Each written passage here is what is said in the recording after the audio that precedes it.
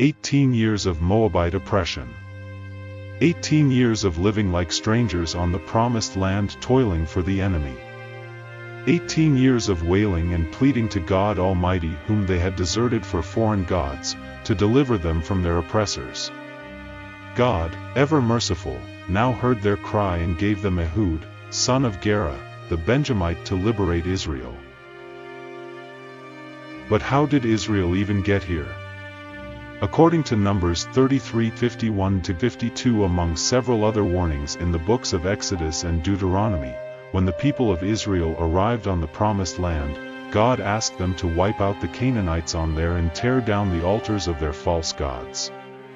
But that generation of Israelites rather spared them and thought putting them into forced labor would do. When that generation of Israelites passed and their descendants replaced them, this new generation of Israelites, for lack of direction, intermarried with their neighbors, worshipped their false gods, and got lost in their own idolatry. Israel now became weak, because God, who protected them, no longer did. With God removing his protective cover, Israel now became susceptible to all sorts of foreign attacks.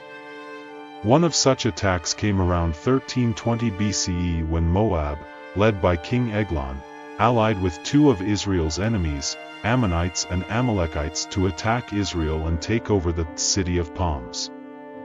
The City of Palms identifies as Jericho, and King Eglon's control of Jericho not only secured Moab's dominance over Jordan River crossings, which also meant he now controlled trade and commerce in the region, but also, Jericho's proximity to Bethel and Jerusalem offered King Eglon the gateway to Israel's heartland. In other words, Israel's security was in big jeopardy because Eglon's army could now launch attacks deep into Israel. For 18 years the Moabites oppressed Israel, so much that the Israelites cried out to God to rescue them.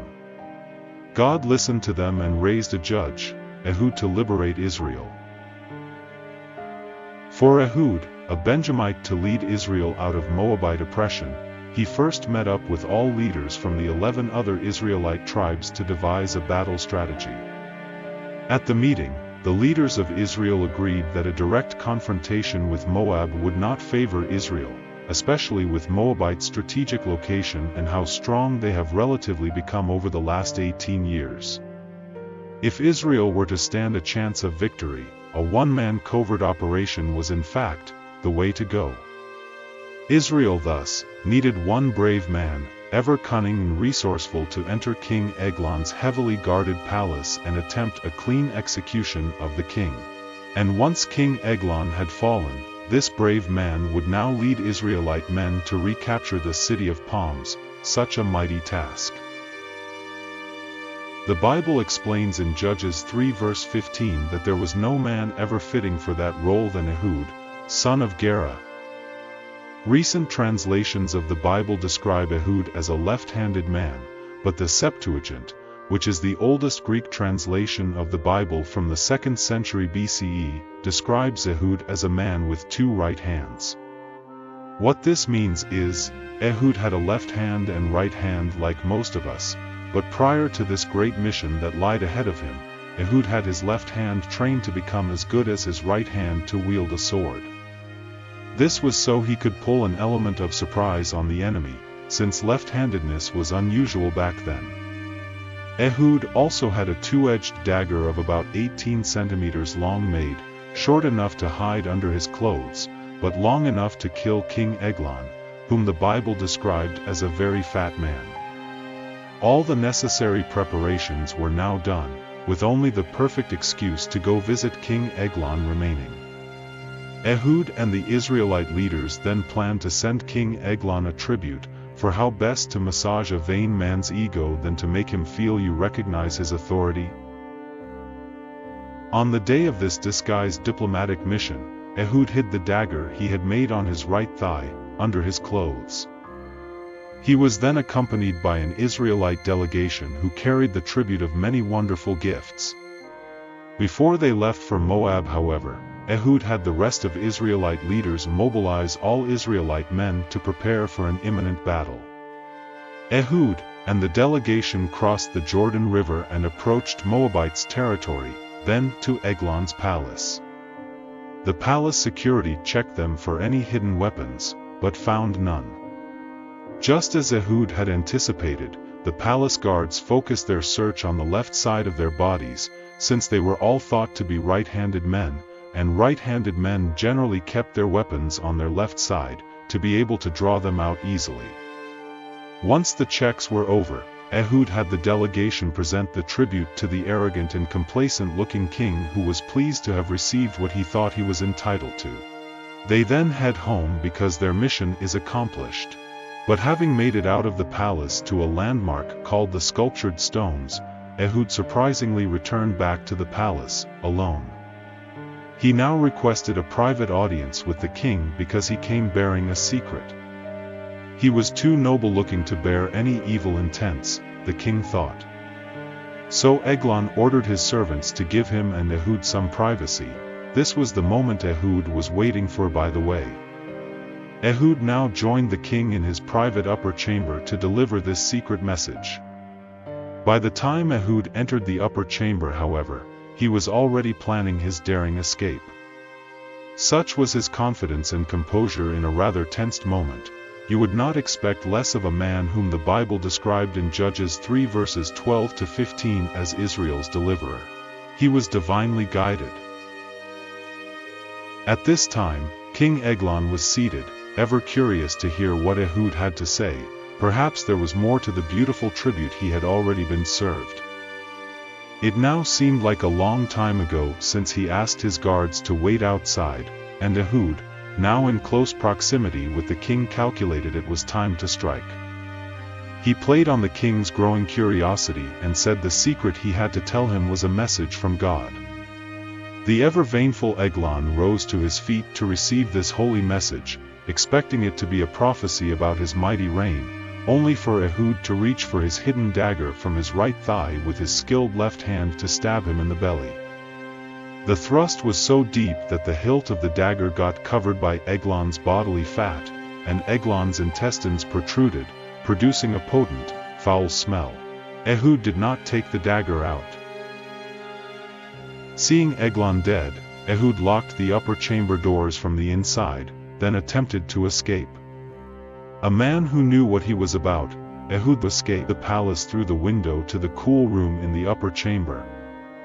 As Ehud was effecting his escape, Eglon's servants now thought to check up on their king, as he had been in the room alone with the enemy for a while now.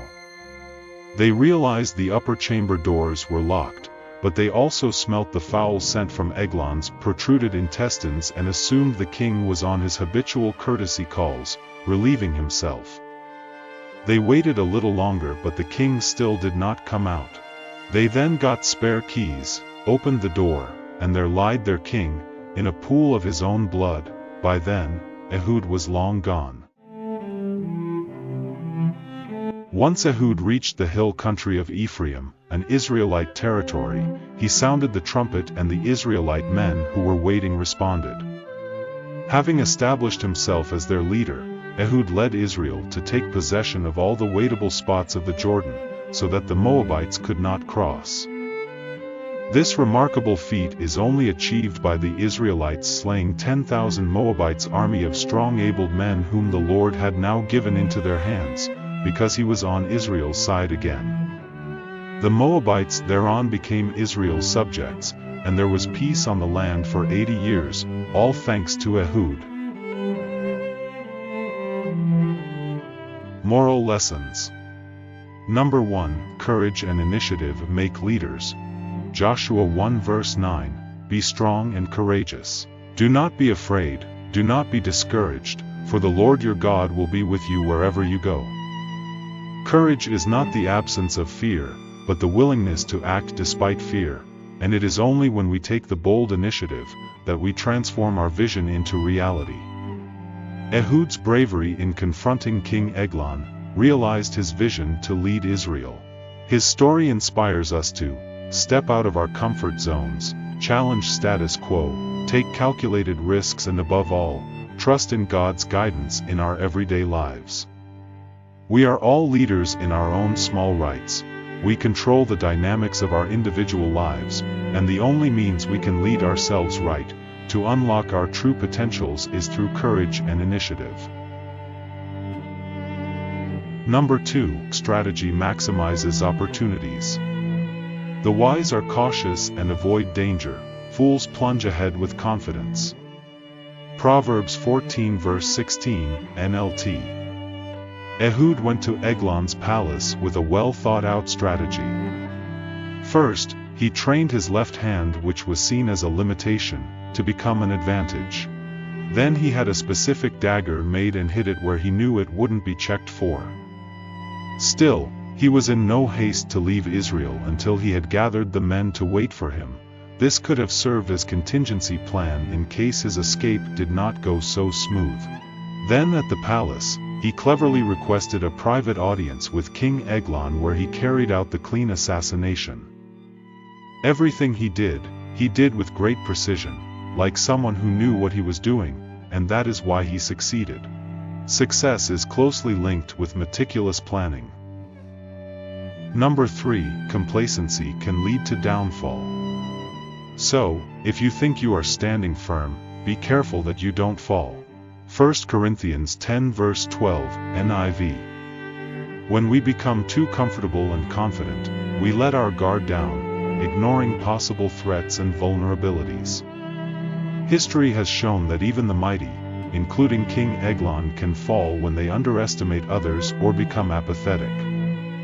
This is why you need to be vigilant, for pride and complacency can pave the path to destruction. In the end, it was King Eglon's complacency of finding himself in the private chamber alone with Ehud that brings about his demise. Perhaps, Ehud was too cunning a man to have wallowed Eglon into deep curiosity. All the same, the fact that Eglon thought it wise to stay in the same room with a man from the enemy camp whom he himself had oppressed for 18 years proves one thing: pride, and we all know what comes after pride: fall. Ehud's story showcases God's sovereignty and guidance. All through his daring acts, he at all times knew what he was doing, because he was guided by his faith in God. He put himself in danger to save his people, and that is telling of his trust in God. May we all build our faith to the level of Ehud's, so we can become heroes of our lives and that of the people we most cherish, in Jesus' mighty name. Amen. Thank you for watching this video. Believer, if you have been inspired, I urge you to comment below some of the moral lessons you have also picked from this story, and let's keep the conversation going. Thank you once again, and we shall meet again soon.